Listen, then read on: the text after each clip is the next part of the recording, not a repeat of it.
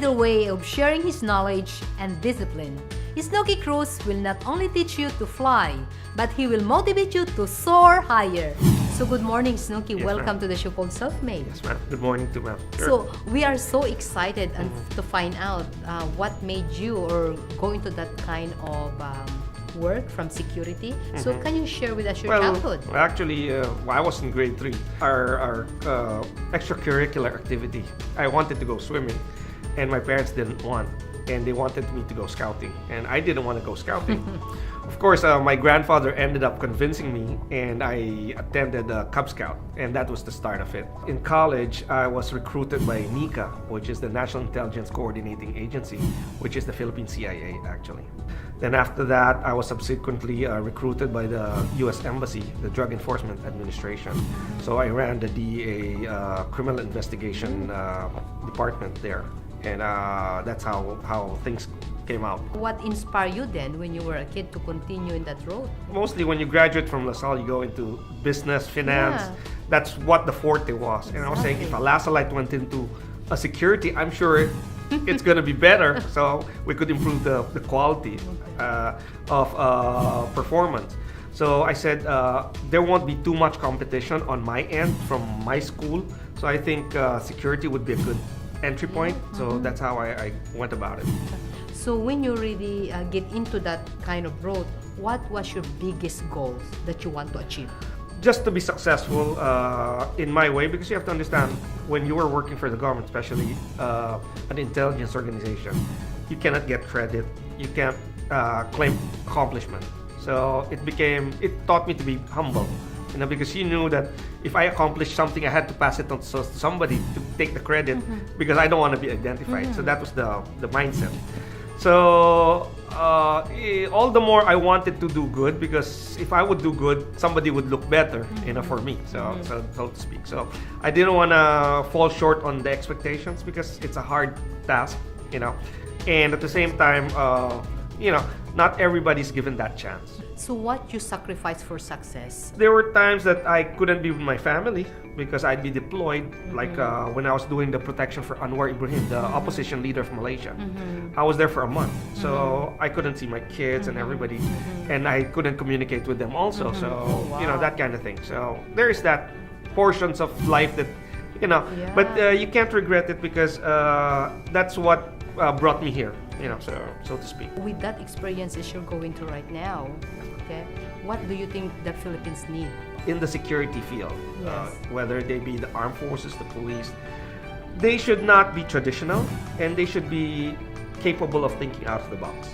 Because if you just view it at a limited perspective, then you can't see the other problems. But if you look at it on a wider scale, and you can think out of the box, then you can solve the problems. Because it's not because the predecessors of your job was doing this way, doesn't mean it can't be done another way. So how you handle your emotions? Because humans are very emotional, especially Filipinos. Like when you're upset, you use your emotion, which I'm one of that. Of course. Actually, like this morning, on the way here, somebody cut me. Okay. I carry a gun. All I had to do is rush out and point the gun at him. But would that solve something? I know I can kill a person. I'm trained to do that, but I don't need to. I don't need to prove. So how you handle? So I just let it go, because I feel that I'm a better person than him, and I know what I can do. I don't have to prove myself, because you have to understand, most of this, even the situations wherein there are road rages, it's ego. If you can handle your ego and you know where you are, what place you are in, I don't need to prove anything to anybody. So what made you an instructor of skydiving? Well, actually, my friends are the ones who are running the school. I just assist, actually. But I'm a skydiver, and I've been doing it since 1989. And I wanted something different, so I took up motocross, I took up skydiving, I took up scuba diving, because these are things where individual achievements matter, and you can excel by yourself. And not everybody can jump out of a plane, so. So what does it feel, flying or feel how to skydive? It's unexplainable, because the feeling is different, because of course you would have tried a ride on a roller coaster, it's about 100 times better and scarier at the same time, you know. So it's a real adrenaline rush. With your job, with your experience, Yeah. so how you connect now with your children? Okay, I have twin daughters actually. They're 13 years old.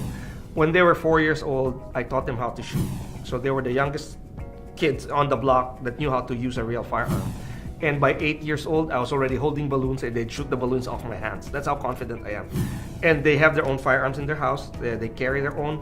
They have their own knives. They're trained with the knives.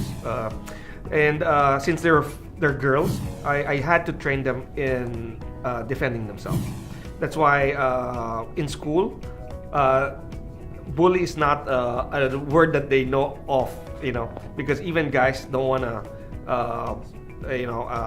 try even to intimidate them because they can't be intimidated. But again, it shows confidence because I know that my kids can go anywhere and I know they can protect themselves. Especially with the work I am doing, there are some guys or people who are mad at me. They might get back at my family.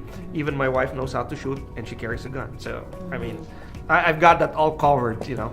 And that's how I do it because unlike other people, they don't want to bring their jobs to the house, to the family. With mine, my approach is different. I don't keep any secrets. I tell them what the situation is, so they're always alert. They're trained. You know, they're always aware. So they won't be my my weak link because I don't believe in a weak link. So I try to cover all the scenarios. Yeah.